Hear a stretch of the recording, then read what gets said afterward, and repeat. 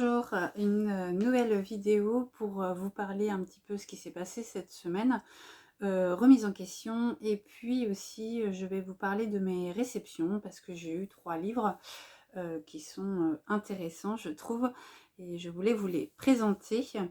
Et puis je vais vous reparler aussi des livres que j'ai lus cette semaine dans le cadre des 1000 pages. Bon, j'en suis très très loin des 1000 pages parce que je me dis à chaque fois, allez, je vais lire tant de pages par jour, et puis en fait, pas du tout. Et puis je vais vous parler aussi de mes prochaines lectures, enfin, ce que j'aimerais lire la semaine prochaine, donc en fonction toujours de ma fatigue, parce qu'avec ma grossesse, ce n'est toujours pas ça. Je suis toujours autant fatiguée. Même aujourd'hui, j'avoue, j'ai fait une grosse sieste, car cette semaine, j'ai eu une nuit d'insomnie, donc ce qui ne m'aide pas beaucoup. Alors, je vais commencer par la remise en question, parce que je suppose qu'il y en a, ils sont venus sur la vidéo pour dire « Mais qu'est-ce que c'est ces remises en question, Virginie ?» Donc en fait, cette semaine, nous avons eu les résultats pour devenir en fait lectrice Charleston 2023. Et je n'ai pas été sélectionnée, malheureusement. C'est la 4e année que je postule pour devenir lectrice Charleston. Et tous les ans, en fait, je me remets en question, j'essaie d'améliorer les choses. Et là, c'est vrai que cette année, j'ai été hyper frustrée parce que c'est une maison d'édition, en fait, que j'affectionne beaucoup. Je lis beaucoup de leurs livres. En tout cas, j'essaye, parce que j'adore les histoires. C'est des histoires de famille, des histoires de femmes, comme je vous en ai parlé dans une de mes vidéos dernièrement. Et donc ça m'a chagrinée, enfin j'étais assez triste de ne pas avoir été choisie cette année, parce que je sais pas, je sentais que c'était la bonne année, et bon bah non, 4e fois, toujours pas. Et après je me dis bon allez, on va le prendre autrement, félicitations à celles qui ont été sélectionnées, voilà. Et puis eh bien ce sera peut-être l'année prochaine ou l'année d'après, ou peut-être jamais, j'en sais rien, peut-être. Mais c'est pas pour autant que je ne vais pas continuer à acheter et lire leurs livres, parce que c'est vrai qu'il y a Clarisse Sabar qui est l'une de mes autrices préférées, qui est chez eux, et qui va sortir justement son roman de Noël là, au mois d'octobre. Sophie Jomain aussi, que j'aime beaucoup. Donc, mais c'est pas grave, au mois d'octobre, je vais faire ma réserve pour les romans de Noël. Et je pense que je vais commencer dès le mois d'octobre les romans de Noël, justement parce que, comment dire, bébé va arriver au mois de novembre et je ne suis pas sûre du tout de mon rythme de lecture quand bébé sera là. Je ne sais pas du tout comment ça va se passer. Donc voilà, ce sera la surprise. Donc je disais grosse remise en question aussi parce que il est vrai que je passe du temps à faire mes photos pour Instagram, ainsi que je passe beaucoup de temps aussi à faire mes chroniques. Alors je me pose la question, mes chroniques sur mon blog, c'est vrai que c'est des petites chroniques. Est-ce que Charleston, cette maison d'édition, ne demande pas justement des avis plus complexes, enfin plus développés, ce que je veux dire? Je ne sais pas.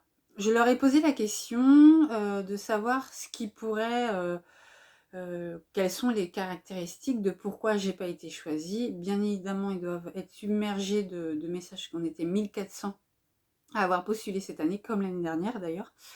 Et je me dis, bon les pauvres, ils doivent avoir plein de messages, donc voilà, bon, bref.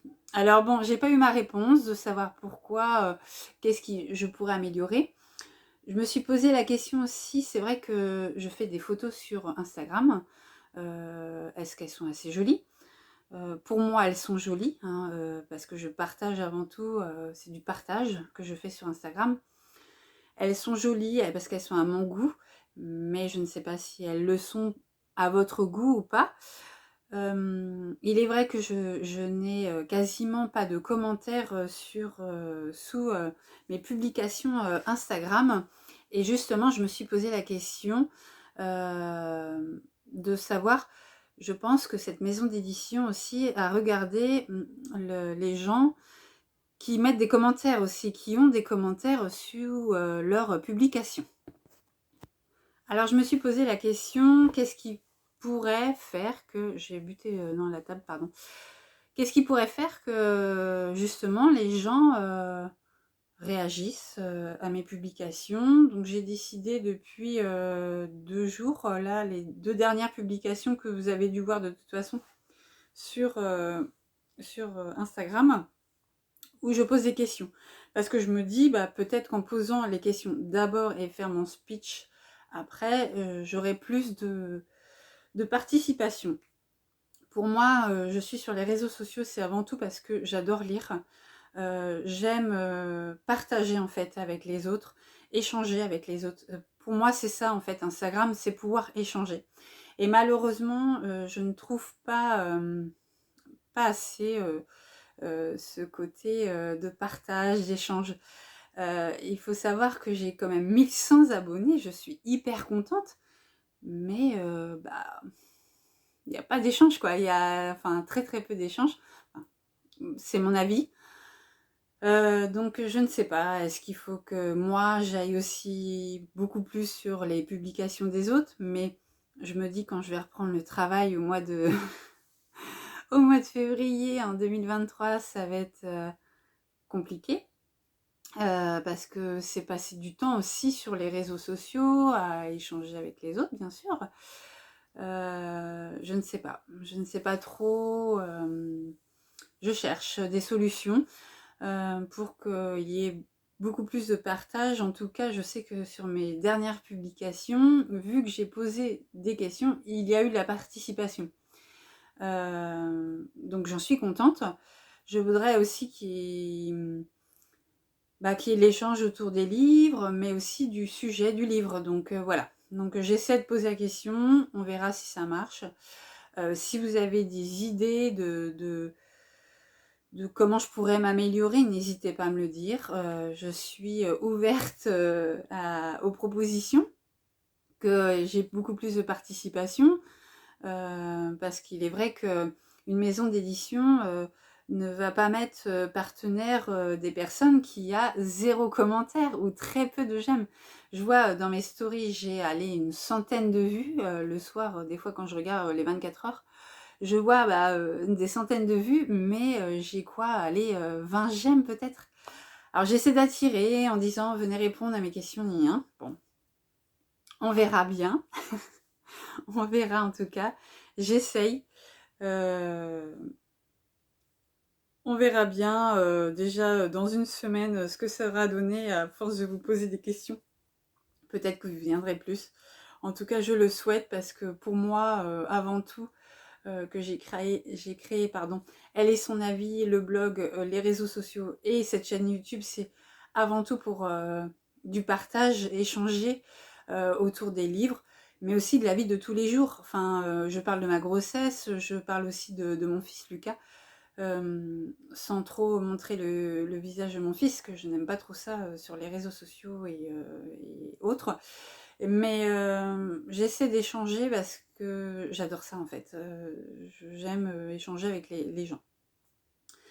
Alors sinon, voilà, fin de parenthèse pour la remise en question. Et c'est vrai que avec les hormones de grossesse en plus, j'en ai eu gros sur la patate parce que j'y croyais en fait cette année. Je me suis dit que j'allais être prise. Je sais pas pourquoi je me suis dit ça en fait. Faut que je lâche prise en fait. Je pense qu'il faut que... Voilà, t'as pas été sélectionnée ma grande, tant pis, ce sera peut-être l'année prochaine. Ou jamais. C'est ce qu'il faut que je me dise. La prochaine fois, je postulerai. Voilà, il faudrait que je dise ce que j'ai à dire. Et puis, laisser tomber, quoi. Et puis passer à autre chose et attendre les résultats sans critiquer ou autre les autres ou voilà. À voir. C'est pas pour autant que j'ai critiqué les autres. Non. Je dis juste félicitations à celles qui ont été sélectionnées. Je suis très contente pour elles. Et elles ont de la chance. Enfin bon, voilà. Donc alors, pour les réceptions cette semaine, j'ai reçu 3 livres. Donc le premier, j'ai reçu celui-ci. Donc de la maison d'édition L'Escampette. Je ne connais pas du tout cette maison d'édition. En fait, donc c'est après avoir fini mon café, j'ai tout quitté pour une île grecque. En fait, j'ai postulé sur Babelio pour la masse critique. Donc c'était spécial rentrée littéraire, ce qui m'a intéressé. C'était un sujet qui m'intéressait, la rentrée littéraire, parce qu'il y avait plein de nouveautés. Et j'ai été étonnée de recevoir celui-ci parce que je m'attendais pas du tout à cette couverture, parce que en fait, quand j'ai postulé, eh bien c'était une autre couverture. Enfin voilà. Donc j'ai eu du mal au début, je dis mais c'est quoi ce livre? Et puis en fait c'est quand j'ai lu le titre et j'ai dit ah oui c'est pour la masse critique. Donc je vais vous lire la 4e de couverture. Comme ça, je vais vous en parler plus tard quand je l'aurai chroniqué sur mon blog. Donc Fina, qui travaille dans l'édition, ne supporte plus l'humeur négative de son mari. Un sarcasme de trop, et elle fait sa valise pour aller s'installer à Paros. Alors je ne sais pas si ça se dit Paros, où une actrice américaine dont on lui a confié les mémoires a fini sa vie. Une amitié se noue avec un vieux monsieur et son petit-fils, un orphelin d'une vive intelligence. Elle découvre dans cette île de Cyclades une société subtile et généreuse qui contraste avec l'humour cynique de l'actrice déchue qu'elle traduit. Donc voilà, donc à voir. Mais c'est vrai que la 4e de couverture, le résumé, et la couverture m'a attirée durant la masse critique, donc c'est pour ça que j'avais postulé pour celui-ci. Donc hâte de vous en dire plus. En tout cas, je pense qu'il va se lire assez rapidement. D'ailleurs, je remercie Babelio et la maison d'édition L'Escampette pour ce livre.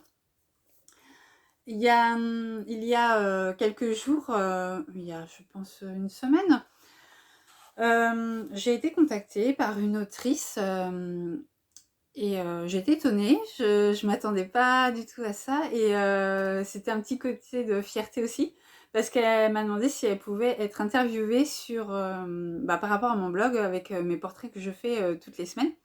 Et j'étais hyper contente parce que c'est la première fois qu'on me demande ça, si on peut être interviewée. Ah, j'ai dit c'est génial parce que donc vous retrouverez donc son portrait dès demain. Donc nous sommes quand la vidéo sera en ligne, on sera dimanche, donc ce sera le portrait lundi de Ingrid, donc que j'ai hâte de vous faire découvrir. Il est vrai que je coupe un petit peu de temps en temps la vidéo parce qu'il y a du monde qui passe dans ma rue et ça m'embêterait que vous entendez le bruit de la rue, enfin bon. J'ai reçu donc Ingrid m'a gentiment proposé de m'envoyer son livre et j'ai accepté parce que je voulais le découvrir avec grand plaisir. Donc elle m'a envoyé un petit colis, un colis qui est très très bien garni, je suis contente. Donc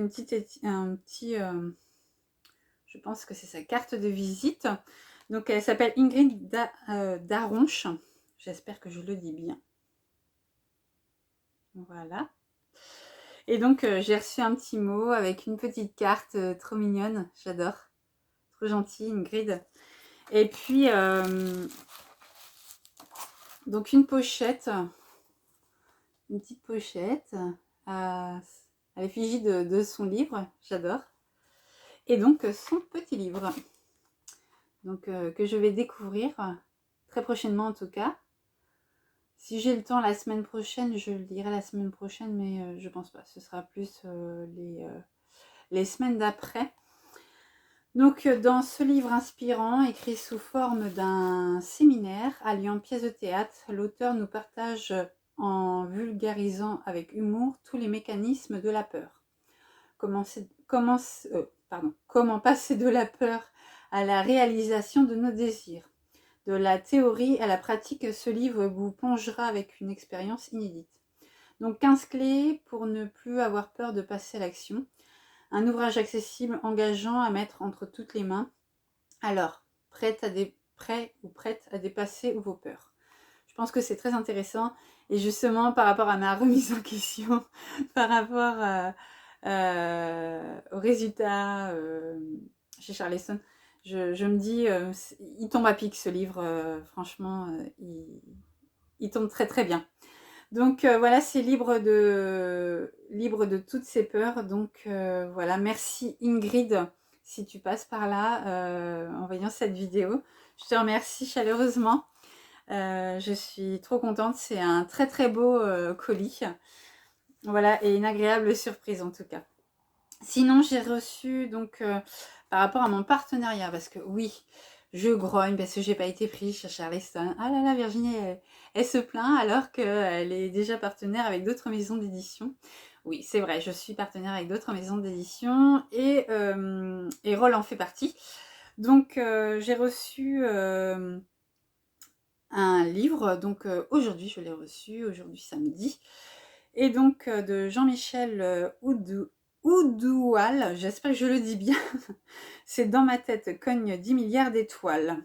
Donc voilà, il va sortir au mois d'octobre. Donc je vais le découvrir. Donc je vous lis la 4e de couverture. Alors, attendez, je vais vous dire quand est-ce qu'il sort exactement. Il sort le 6 octobre. Donc le 6 octobre. Donc j'aime bien parce qu'on a toujours les marque-pages assortis au livre qu'on reçoit. C'est vraiment super. Donc, alors, la 4e de couverture. Théo Wikosowski est un enfant précoce. J'espère que je le dis bien. Pour étancher sa soif de connaissance, il lit, résout des équations, adopte un phasme et anticipe les mouvements du monde.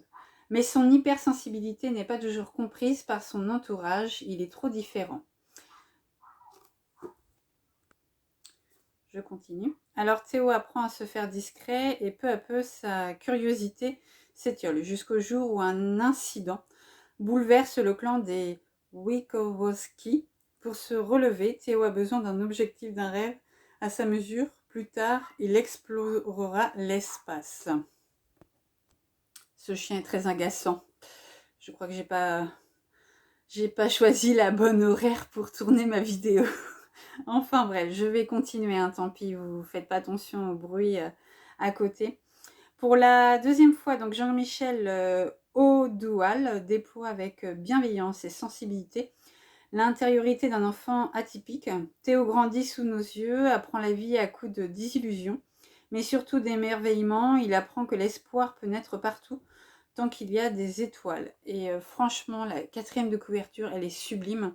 Enfin, le résumé, je pense que je vais en faire qu'une bouchée de ce livre. Parce que très franchement, l'histoire m'attire beaucoup en tout cas. Donc voilà pour mes réceptions. Bon, je me dis, tant pis, je continue à tourner la vidéo. J'ai été voir mon mari, j'ai pas choisi la bonne horaire pour faire ma vidéo. Tant pis, je continue parce que si ce soir je la fais, ma vidéo, je continue à la tourner.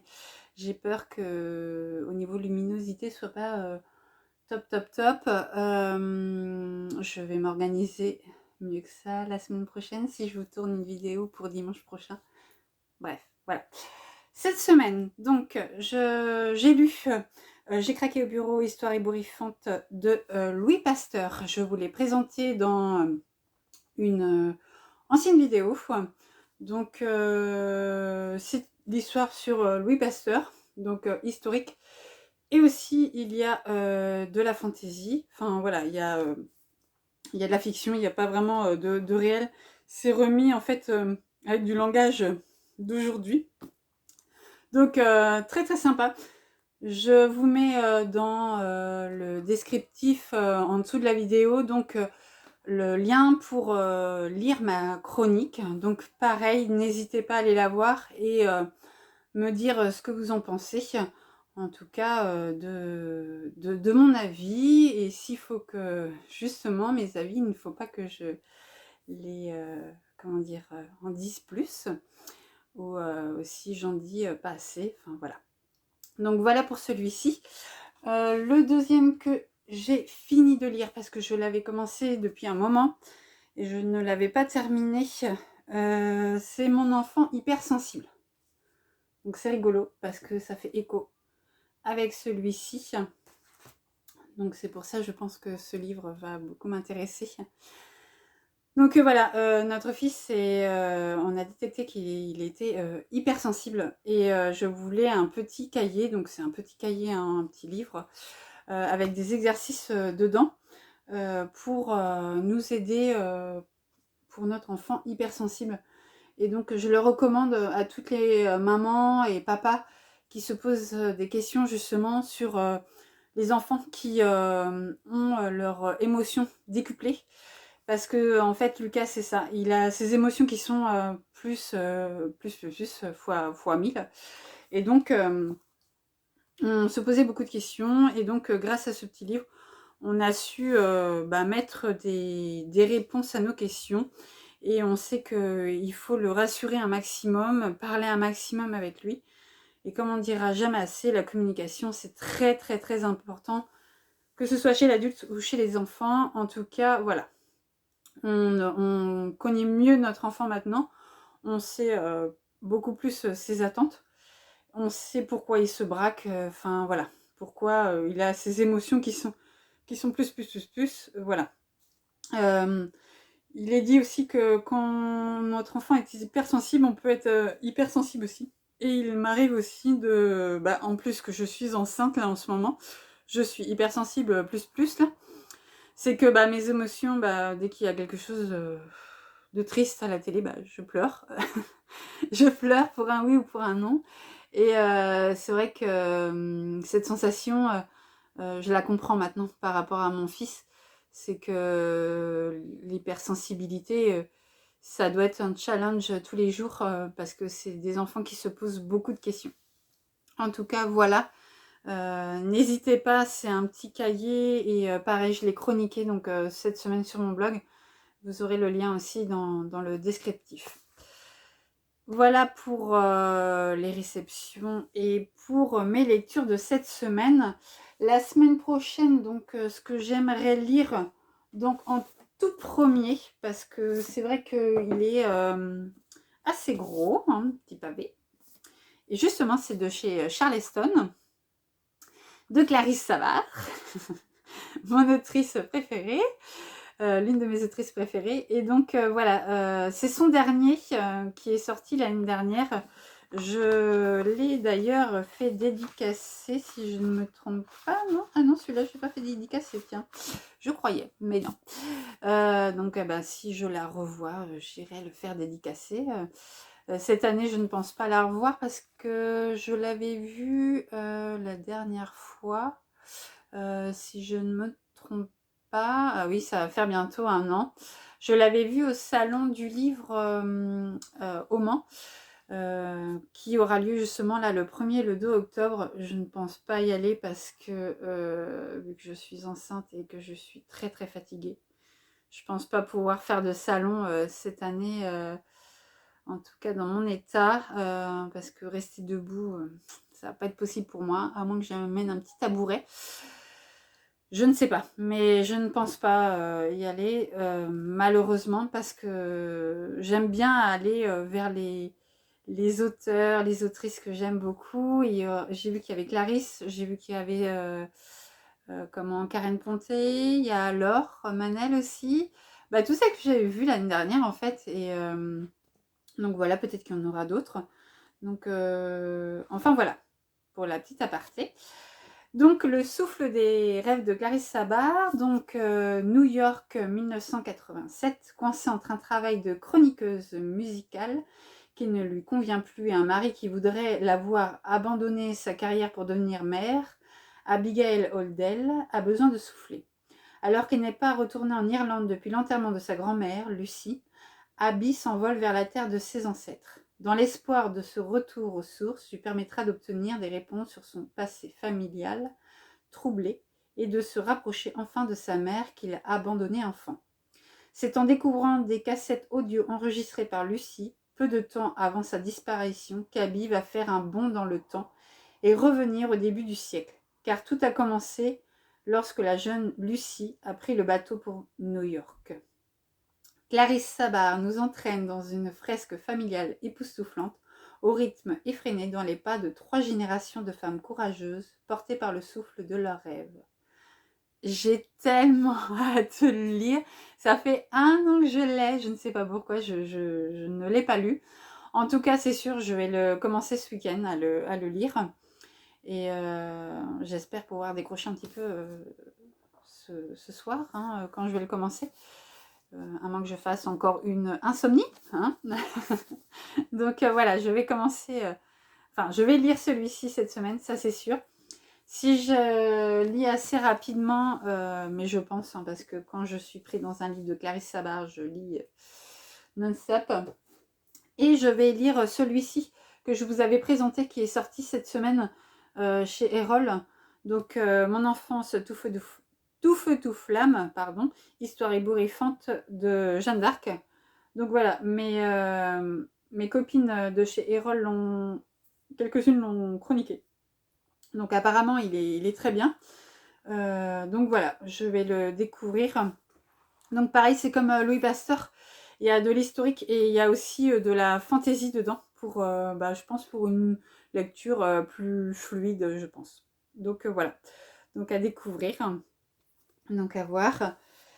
Et puis, je vous en dirai plus dans les prochaines vidéos, je pense, de toutes ces lectures. En tout cas, voilà, merci. N'hésitez pas de me dire, d'échanger, de partager avec moi ce que vous pensez de ces vidéos. C'est vrai que là, je fais des vidéos maintenant sans texte et pour le coup, je me dis, même si je bute dans les mots, tant pis. Et je me sens de plus en plus à l'aise sans texte. Et puis, je me dis, c'est top. Peut-être que je montrerai plus mon visage. Après, j'ai eu, comment dire, une expérience un peu bizarre. Pour ceux qui connaissent TikTok, j'ai fait une vidéo pour rire par rapport à mes collègues. C'était lié pour mes collègues, surtout une de mes collègues. Juju, si tu vois cette vidéo, tu vas rire. Parce que tu regardes souvent ma chaîne YouTube et mes vidéos, je pense que tu vas rire. En fait, la semaine dernière, j'ai fait une vidéo en disant quand je vais revenir au travail au mois de février. Et c'était vraiment de l'humour. Et cette vidéo, je suis aujourd'hui, je crois, à 1700 ou 1900, je sais plus. Je crois que c'est 1900, si je me trompe pas, 1900 vues. C'est exceptionnel, j'ai jamais vu ça. Et en fait, tous les élèves se sont abonnés à mon TikTok, alors que c'était juste pour la blague que j'avais fait cette vidéo.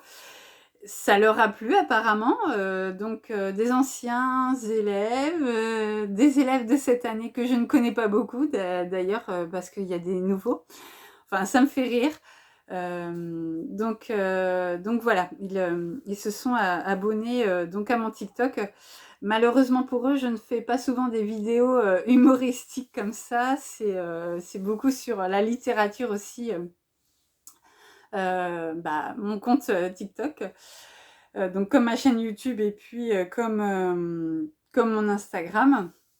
Enfin voilà, donc ça m'a fait beaucoup rire. Donc n'hésitez pas à me suivre sur les réseaux sociaux pour me dire ce que vous pensez de tout ça, de partager avec moi. Parce que c'est avant tout, je suis sur les réseaux sociaux, ma chaîne YouTube, je l'ai créée, c'est pour justement avoir du partage, de l'échange sur la littérature, mais pas que, comme je vous le disais dans la vidéo. Donc n'hésitez pas à commenter, à échanger en fait. C'est ce que je recherche en fait, voilà. Je vous souhaite une agréable journée ou une bonne soirée en fonction de quand vous regardez la vidéo. Je vous embrasse très fort et je vous dis à très bientôt.